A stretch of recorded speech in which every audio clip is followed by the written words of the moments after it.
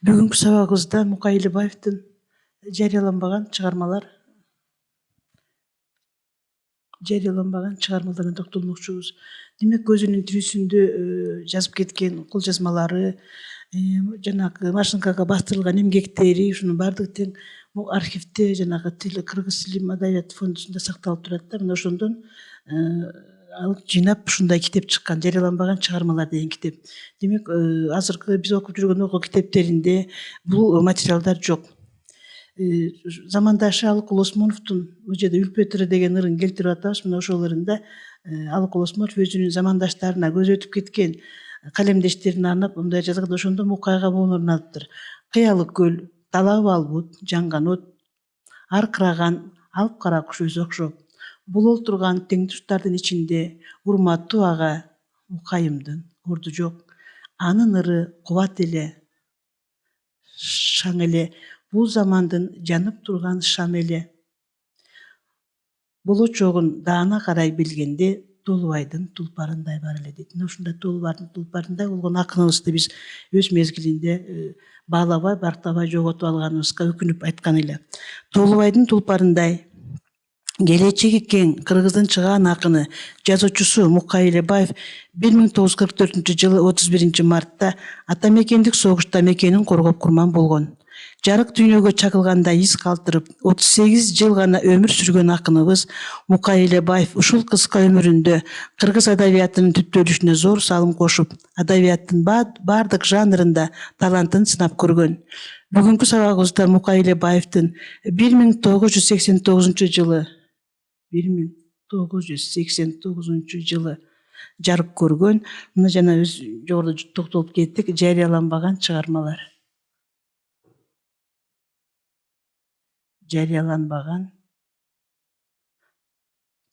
Мына ушуга токтолмокчубуз.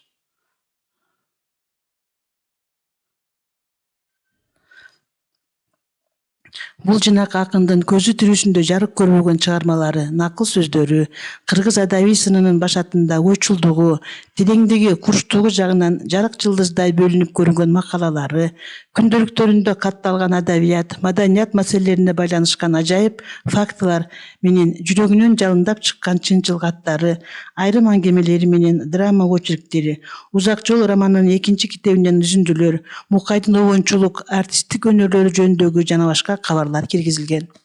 Китепте акындын туулган жылына тактоо киргизилген. Эми биз эгерде окуу китептерине кайрылып көрсөк, ар кайсы жерде ар кандай маалыматтар жүрөт. Бир кезде бир жерде 1902 жылы төрөлгөн десе, бир жерде 1905, ал эми дагы бир жерде 1906 жылы туулган деп айтылып келет. Архивдик документтердин, Узак жол романдагы материалдарга таянып, демек бул жерге такталган 1906 жылы жарык дүйнөгө келген. Ата энесине 1914 жылы каза болгону, топ жетим атасынын агасы Элебестин колунда калгандыгы айтылат. Мукай Элебаев эки тараптан эзилген жергиликтүү элдин көтөрүлүшүн, туулган жерин, тапкан тутканын таштап Кытай жерине качканын көрдү. Өзү кошо качып, бул жактан падышалык өкмөттүн аскерлери, тигил жактан кытайлар качып тозгон элдин кандайча кырганына, ансыз да жүдөөнүн жогорку чекитинде турган качкындардын ачкалыктан, сууктан, ар түрдүү оорудан жабыр тартып өлүмгө учураганына күбө болду. Ошондо 11ден 12ге караган Мукай эр жеткен жигиттин башына келбей турган азап тозокту көрдү. Мындай турмуштун жана сезим жактан алган тажрыйбасы кийин жазылуучу ушул Узак жол романы баштаган бардык чыгармалардын материал болуп берди чыгармаларына.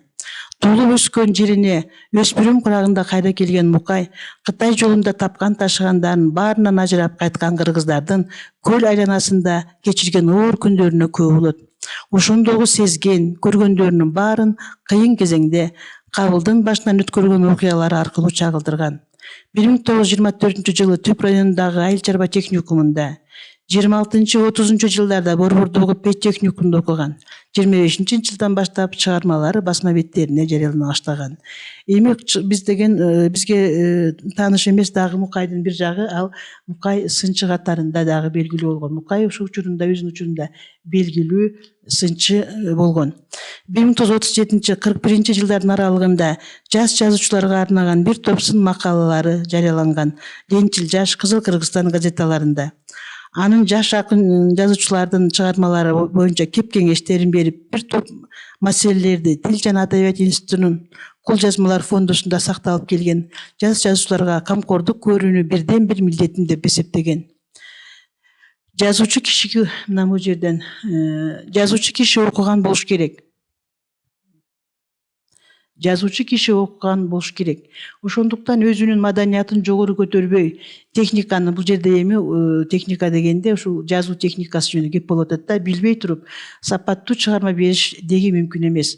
Ал заманда дүйнөгө көз карашы жагынан, илим, идея жагынан коомдун алдыңкы катмарында жүрүшү керек деп эсептеген Мукай Элебаев ушинтип жазып кеткен. Мукайдын сапаттуу чыгармалар үчүн адабияттагы башкы тилек чындык деген макалаларында аттарынан көрүнүп тургандай эле жазуучу жана жазуучулук өнөр туурасында кызуу сөз жүрөт. Жазуучу сынчы. Демек ал кандай болуш керек дегенде, адабият деген арзан иш эмес. Оңой менен колго түшпөй тургандыгы, жазуучу кишинин билими, ары тажрыйбасы көп болушу керектиги, така эмгек керектиги, эмгек болгондо да бүтүн өмүрдү сарп кылуу керектиги, жетишкенче жеңген жерге токтоп калуу керек эместиги жөнүндө какшап айтып, өзүнүн жазуучу санаган ар бир адам өз ишине бар көңүлүн, бар өмүрүн, бар күчүн сарп кылуу, чын ниети менен адал иштөө керек деген кайра белгилеп отурат. Дагы сынчы жөнүндө адабият сыны дегенди жеңил желпи көрүнүш наадандык. Сынчы болуш үчүн билим керек. Көркөм адабияттын даамын билиш керек. Адабиятты сыноо аны билген кишинин гана колунан келет. Карапайым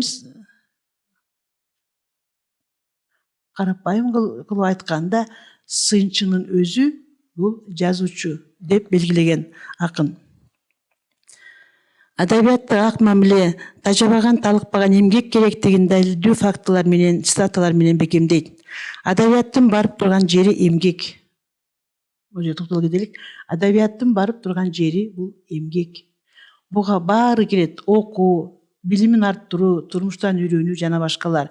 Жазуучу деген адамдын барып турган эмгекчили, чыдамкайы, кара жумушчу болуу керек деп эскерет Мукай Элебаев.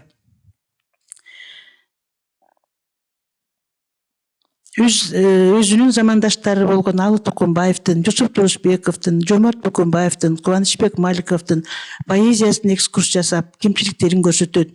Түгөлбай Сыдыкбековдун Кеңсуу романынын кемчиликтерин таамай белгилеп, калемдешине көп сөздүүлүктөн качууну, көп эмгек сарп кылууну каалайт. Ошондуктан 30-жылдардагы кыргыз адабиятынын Мукай Элебаев элестетүү мүмкүн эмес. Биз мындан кийинки сабагыбызда Мукай Элебаевдин акындык, артисттик, обончулук, драматургтук ишмердигине токтолмокчубуз.